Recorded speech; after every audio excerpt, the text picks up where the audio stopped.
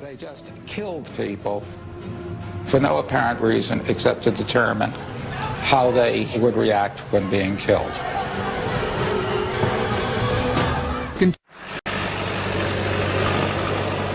In order to keep Japan's need for chemical and biological weapons secret from the world, their laboratory, Unit 731, was deliberately located in a remote part of their newly conquered empire. Shiroishi, the mastermind behind the operation, knew he needed complete impunity, isolation, and a constant supply of test subjects in order to successfully carry out his research. He chose to build in Pingfan, a suburb of Harbin. With a population of 240,000 Chinese and 81,000 Russians and other non-Chinese, Harbin was remote, yet accessible, and its prisons were well stocked with laboratory fodder. Construction of Unit 731 began almost immediately, and Shiroishi oversaw every detail. Nothing was left to chance. An unlimited supply of funds was provided by the Japanese government for state-of-the-art equipment and anything and everything Ishii required for himself and his staff.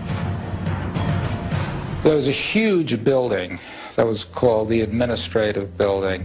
It was so big and so well constructed that at the end of the war, when all of Pingfan was destroyed, they couldn't blow up the building. Tucked away in the interior of the administration building was a prison where up to 500 men, women, and children could be housed. This was the most secret part of this already top-secret facility. Unit 731 was staffed with the cream of the crop of Japanese scientists and research physicians. The scientists turned the compound into a nightmare laboratory, using humans as test animals. Not only could all types of debilitating biological weapons be developed to use against Japan's enemies, advanced research was done into how to treat Japanese soldiers who may fall victim to such weapons as well as conventional arms attacks. The process of dehumanization began with a twist of the language based on the lie told to mislead the local population into a false sense of security. This cover story stated that Unit 731 was a harmless lumber mill. These scientists had a weird sense of humor. They referred to their victims as marutas, which is loosely translated as logs. And that's how they thought of them, as pieces of wood, not as humans. You can carve them up, you can burn them in a fireplace. Who cares? There was no shortage of this living wood for the construction of Shiroishi's fiendish dreams. If they ran short of candidates, the secret police would just literally sweep the streets of the city and pick up enough candidates for the lab.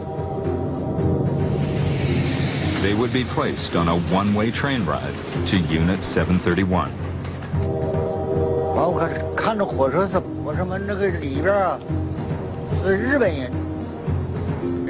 The train with 8 boxcars stopped. Soldiers opened the doors and removed what looked like straw mats wrapped in steel wires. I didn't know what was happening. And then I noticed arms sticking out and heads moving and blood coming out. And then the Japanese soldiers yelled logs, so I knew those were people. The fate of these prisoners was ordained the moment they entered the compound. Not one survived. We were testing the effectiveness of germs to determine how many people would be killed without giving a vaccine. In other prisoners, we injected vaccines and waited a while for antibodies to react. As we expected, those who did not get the vaccine got sick and died first. So we dissected them. The best way, in the minds of the scientists, to observe the human body's defense system battling the invading pathogen was by performing live vivisections, rarely giving anesthesia. I was ordered to wash that person's body with a deck brush before he or she was taken into the dissection room naked by a member of a special team. The first time I trembled. One team member was listening to the heartbeat using a stethoscope. One was standing holding a knife. The moment a stethoscope was removed from his ear, a knife went into the body. I did not know, but according to doctors, this timing was very important, because if the timing was wrong, we could get blood all over us, and then we could get infected.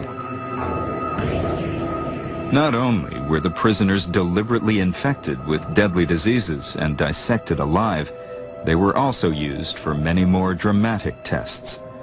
50 different lethal experiments, many thought up spontaneously and capriciously by Ishii and his staff.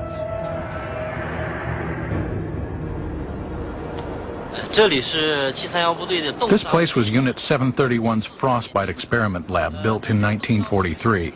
All year round, Frostbite lab tests were conducted inside. What we still have today here is the base of their freezing machine, observation windows, etc. They had refrigerated chambers, and also in Manchuria, the winters are very severe, 40, 50 degrees below 0 Fahrenheit, and they would expose prisoners, various parts of their bodies, to these temperatures, freeze them, and then try various techniques to literally dehydrate them to see what was the most effective way of dealing with frostbite, so that that could be used in warfare as well, both to protect Japanese troops as well as to affect the enemy. Some experiments were markedly more violent than others. To determine the best course of treatment of varying degrees of shrapnel wounds sustained in the field by Japanese soldiers, Chinese prisoners were exposed to direct bomb blasts. They were strapped, unprotected, to wooden planks staked into the ground at increasing distances around a bomb, which was then detonated. Afterward, it was surgery for most, autopsies for the rest. People who were experimented on generally lasted 4 to 6 weeks, and then they were sacrificed. What is so heinous about this is that anyone was prey to these experiments. We're talking about men, women, children. Bodies were disposed of in a crematorium, much like the ones that were working overtime 3,000 miles away in Nazi-occupied Europe.